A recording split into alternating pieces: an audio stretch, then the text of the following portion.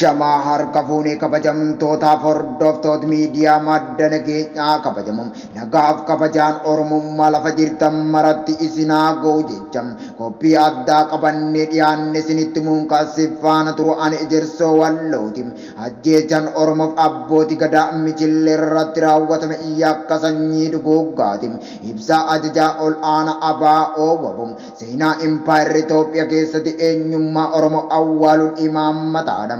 Imaammata kana hojiitti gufdiinni dura eenyummaa Oromoo harkaa gatuu yeroo ta'u inni lammaffaan ammoo hooggantoota Oromoo eenyummaa isaanii siman hubatan dhabamsiisuudha. Haala kanaan simooti impaayira Itoophiyaa kan bara Minilik irraa eegalee hanga Abiyyi Ahmaditti Oromoo of awwaalchisanii Oromoo irraa duulchisuun Oromoo fixuun beekamu. Simi Abiyyi Ahmad abbootii gadaa Oromoo hamba seenaa Oromoo ta'an jila gadaa Michillee irra turan muddee tokko bara 2021 bifa suukanneessa ta'e irra shanuun isaa kinoo muddee tokko bara 2022 waggaa tokko ta'ee jira. Muddee tokko bara 2021 bakka mootummoota jedhamanitti abbootiin gadaa Michillee jila waaqa kadhannaa geggeeffatuuf walitti qabaman. Poolisiin addaa Oromiyaa, poolisiin aanaa fi milishaatiin sadaasa soddom bara 2020 ganama godina Shawaa Bahaa Aanaa Fantaalle ganda Haroo Qarsaatti miseensa shanee baasaa jechuun hareerfamaa turan. Muddee tokko bara 2021 abbootii gadaa miseensota jala kanaa namoota 40 takka ta'an itti marsanii bakka sanaa fuudhanii deeman. Guyyama kana yeroo biiftuun seente dukkanna dhiyaatiin abbootii gadaa fi hayyoota Michillee 14 muddee lama ummatni reefa hayyoota isaa fi abbootii gadaa kaasuuf yaalu humnoota mootummaa akka ummatni reefa hin kaafanne ittisanii garuu galgala keessa reefa abbootii gadaa 14 kan qaama isaanii irra hiraarfamanii guddaa mul'atu argame.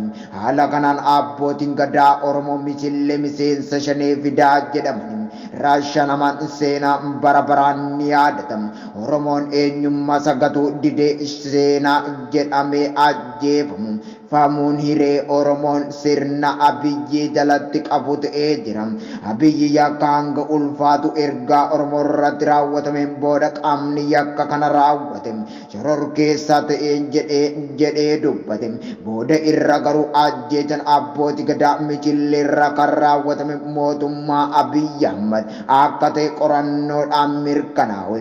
Sirni Abiyyi hayyoota fi hooggantoota Oromoo gadaa Michillee karrayyuu waggaa 40 qopheeffate halkan tokkoon dhabamsiise. Haala kanaan sirni kun Oromoo hedduu bifa mul'ataa fi dhokataan dhabamsiisaa jira.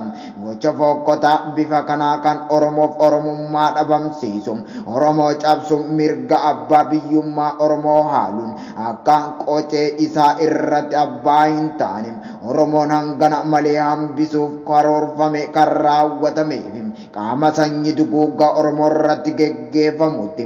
Kunis kan diinni inkaa sagantaa Oromoof Oromiyaa cabsuuf Minilik irraa eegalee hanga ammaa geggeeffamaa jirutti. Waraanni bilisummaa Oromoo waboon duula duguuggaa sanyii Oromoo irratti xiyyaafate geggeeffamaa jiru. Oromoo irraa qolachuun onoota Oromiyaa hedduu dhuunfachuun qeegabroonfata waaroo salphinaatti uwwisee jira. Dhaloota haaraa hedduu leenjise moora qabsoo bilisummaa Oromoo itti gabbisuun Oromoo boonsaa jira. Firii wareegama qabsoo hojiin agarsiisaa jira. Diinni lola lafoon injifatame haguuguuf halagaa kadhate.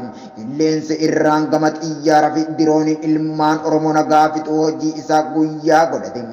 Duguuggaa sanyii karaa qilleensa geggeeffamaa jiru irra aan ilkee diina iddaan buqqisuun barbaachisaa ta'uu fi hirmaannaa Oromoo mara akka gaafatu ABO waboon hubachiisa.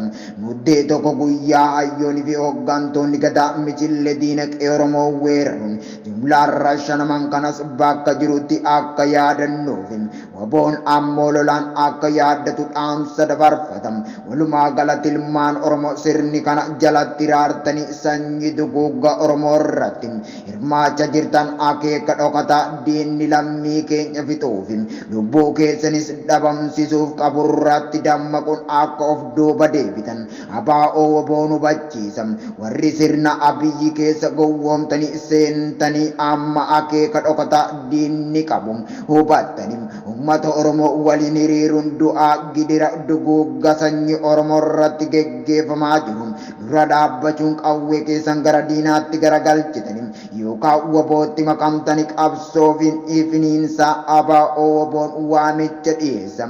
Qeerroon bilisummaa Oromoos bakka jirru maratti of qindeessuun dirqama kennamuu hubachiisuuf of qopheessuun qajeelfama ajaja ol aanaa abaa'oo booda barsu sirni hojiitti hiikamuu dhaammatam.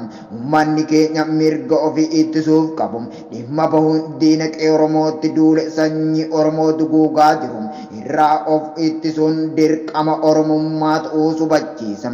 Ajjeechaan Oromoof abbootii gadaa michillee irratti raawwatamaa jiru yakka sanyii duguuggaati.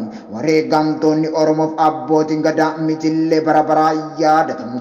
Injifannoon uummata Oromoof ajajaa ol aanaa abaa'oo waboon muddee tokko bara 2022